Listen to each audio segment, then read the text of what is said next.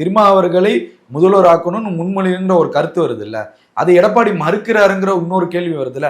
அப்ப நம்ம ஒரு பாயிண்ட் ஆஃப் வியூ வந்து பாக்குறப்ப ஒரு 2 கட்சிக்கும் பொதுவான ஒரு கூட்டணி தலைவரா முதல்வரா வருவதில் என்ன பிரச்சனை அங்க இருக்கு? அப்ப எடப்பாடிக்கு ஏதோ ஒரு இல்ல, எனக்கு இதுல வந்து ஒரு மாற்று கருத்து இருக்கு யாசர். அவர் சி.வி. சண்முகம் அவர் சொல்றதுல வந்து அவர் என்ன சொல்ல வர்றாருன்னா, ஒரு தலித் ஒரு இன மக்களை வந்து முதலமைச்சரா ஏத்துக்கிறதுக்கு எடப்பாடியார் தயங்குறாருங்கிற நேரடியா சொல்லல, ஒரு மறைமுகமா சொல்றாரு.